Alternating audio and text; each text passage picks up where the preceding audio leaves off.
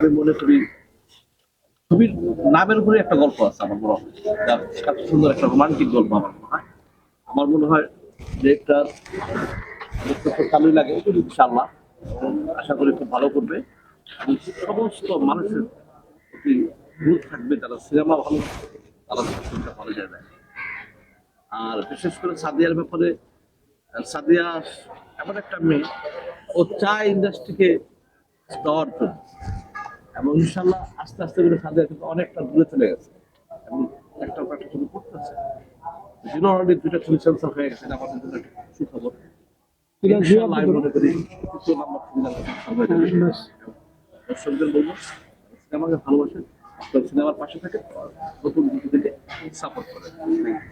সাদিয়াকে প্রথম দেখছি অনেক দিন আগে, অনেক বছর আগে তাকে প্রথম দেখেছি, এবং তার একটা মহরত অনেক আগে মুস্তাফিজুর রহমান মানিকের একটা ডাইরেকশনে তার একটা হচ্ছে যে মহরত হয়েছিল হোটেল রাজমণিতে তখন হয়েছিল রাজমণি শাখাতে। তো সেই জায়গাটাতে এটাও অনেক দিন, তো তখন তো সে অনেক ছোট, তখন অনেকটাই যখন সে আসছে তখন আমরাই বলছি যে ও এত অল্প বয়সেও কাজ করতে আসছে। হ্যাঁ, তো তো তখনও তার দেখছি খুব স্পিরিট ছিল, কাজের প্রতি খুব ভালোবাসা ছিল, অনেকটাই কাজ করেছে, অনেকটাই এগিয়েছে। মাঝখানে আবার ও দেখছি সফল একজন ব্যবসায়ী হয়েছে, ব্যবসা করেছে।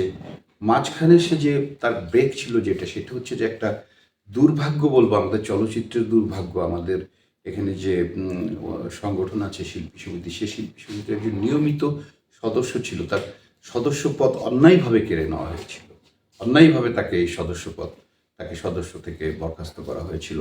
সেইটার প্রতিবাদ করতে যেয়ে সে কিন্তু আমাদের এখানে খুব মানে অগ্নি মুক্তি ধারণ করছে, যেটা বলা যায় যে যে এই যে যারা এই তার সাথে যে এই সদস্য পদ যারা খারিজ করেছিল, যেই কমিটি এদের হচ্ছে যে অধিকার কেড়ে নিচ্ছিল, তার সমিতি থেকে তাকে মানে বাদ দিয়েছিল, তার বিরুদ্ধে যেভাবে অগ্নিমুক্তি হয়ে আন্দোলন করেছে, তার অগ্রণী ভূমিকায় ছিল সে। আমি বলবো যে সে এই 184 জন যে হচ্ছে যে যাদের সদস্যপদ ছিনিয়ে নেওয়া হয়েছিল, সেইখানে নেতৃত্ব দিয়ে সে এই 184 জনের এখানে আবার তাদেরকে এই কাঞ্চন ভাই নিপুণ প্যানেল যখন আসছে, তাদেরকে আবার হচ্ছে সদস্য হিসেবে সদস্য ফিরিয়ে দেওয়া হয়েছে। এটা অ্যাবসলুটলি তার আন্দোলনের ফসল।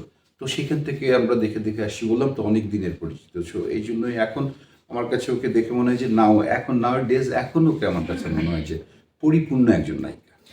আর একটা বিষয় আসে, সম্প্রতি সময় যারা এই চলচ্চিত্র নিয়ে কথা বলেন তাদের ভিতরে সবচেয়ে গোছালো মন্তব্য, আলোচনা তার ভিতরে আপনি অন্যতম, আমাদের কাছে প্রিয়। তো সম্প্রতি যে সিনেমা একই দিনে 3টি সিনেমা রিলিজ হয়েছে, এবং এটা একটা নিয়ম আছে নাকি যে ঈদ ছাড়া, কোনো উৎসব ছাড়া একই সাথে 2টার বেশি সিনেমা রিলিজ হওয়া যাবে না, এবং সেখানে হুব্বা রিলিজ হয়েছে। এটার কারণে বলা হচ্ছে যে সাইমন সাদিকের সিনেমাটা এবং কাগজের বউ, এই সিনেমাটাকে হত্যা করা হয়েছে। আসলে এই বিষয়টা একটু যদি পরিষ্কার করতেন। সাইমন সাদিক হচ্ছে একজন প্রতিষ্ঠিত চিত্রনায়ক আমাদের।